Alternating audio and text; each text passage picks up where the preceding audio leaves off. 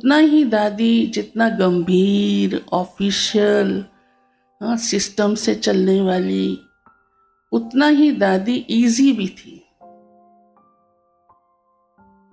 जब इजी होना है, जिस बात में इजी होना है, उस समय इजी।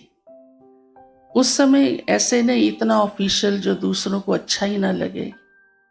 अभी मान लीजिए आपस में बैठे हैं, रमणीक बातचीत चल रही है, तो उस समय इजी, उस समय चेहरा हर्षित मुख।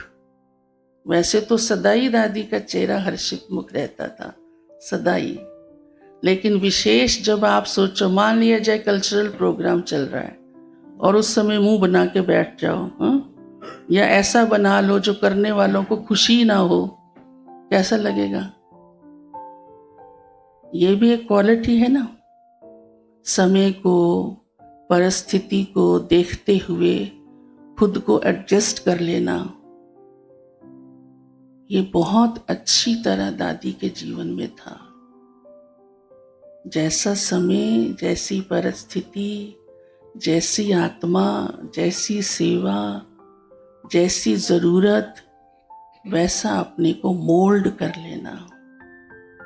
और अक्सर दादी ये क्लास में भी जब क्लासेस कराती थी ना कहीं भी, तो ये पॉइंट अक्सर सुनाया करती थी, मोल्ड करना सीखो तो गोल्ड बनोगे, रियल गोल्ड कहलाओगे। बाबा की मुरलियों में भी आता है, क्योंकि रियल गोल्ड की विशेषता होती है कि वो सॉफ्ट होता है। जहाँ हार्ड गहना बनाना होता है तो दूसरा मटेरियल मिक्स करते हैं, नहीं तो अपने आप में गोल्ड बहुत सॉफ्ट होता है। तो जो सॉफ्ट होता है वही मोल्ड हो सकता है, एडजस्ट कर सकता है। तो दादी कहा करती थी, अपना ऐसा नेचर बनाओ, इतनी मोल्डिंग पावर हो, तो आप रियल गोल्ड हो, नहीं तो मिक्स हो। और सचमुच दादी के जीवन से तो हमने ये अनुभव किया ही। कई बार दादी को जाना होता था तो लगता था लेट हो रहे हैं थोड़ा, तो हम दादी को कहते थे लेट हो रहे हैं थोड़ा, होता है ना। दादी एकदम कहती थी कोई बात नहीं, समझती थी अभी सब आए नहीं हैं, थोड़ा ऐसा। तो बड़े उससे समय को देखते हुए बहुत दादी के अंदर संकल्पों की भी एडजस्टमेंट थी। एक बार हम एयरपोर्ट दादी को छोड़ने जा रहे थे, शिव भाई पहले चले जाते थे। वहाँ जो भी कारोबार होती थी एयरपोर्ट की, कि लगेज अंदर देना है ताकि दादी को इंतज़ार ना करना पड़े, बहुत देर दादी को वहाँ एयरपोर्ट पे बैठना ना पड़े, तो ये सारी विधि अपना लेता था। VIPs को भी मिल करके, वहाँ की अथॉरिटीज़ की सेवा करके। तो रास्ते में यहाँ लिंक रोड के आगे बहुत ट्रैफिक था, धोला कुआं के बीच में। तो उधर से फ्लाइट का टाइम होता जा रहा था, तो शिव भाई के बार बार फोन आ रहे थे, जल्दी पहुंचो जल्दी पहुंचो, क्योंकि फ्लाइट को तो उड़ने से नहीं रोका जा सकता ना, चलो बाकी कारोबार की जा सकती है। तो भी इसने वहां कह के रखा था। तो दादी हमारे संकल्प चले, हम चलाने वाले भाई, गाड़ी चलाने वाले भाई को बोले।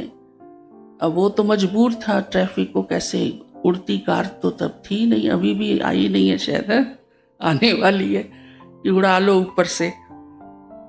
हम बोल रहे हैं लेकिन दादी नहीं बोल रही, क्योंकि दादी के अंदर इतनी दूरदर्शिता थी कि मेरे बोलने की इस समय जरूरत नहीं है।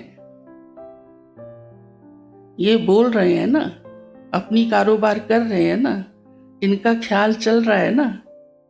इतना दादी के अंदर सूक्ष्मता थी हर परिस्थिति को परखने की, कि अगर मैं इस समय कुछ बोलूंगी भी तो व्यर्थ ही है।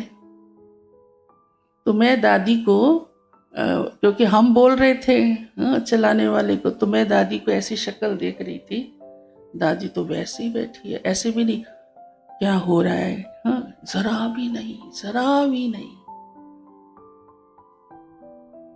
फिर खैर पहुंच गए टाइम पर क्या काफ़ी लेट थे, पर हमारा शिव भाई होशियार है, अनुभवी है।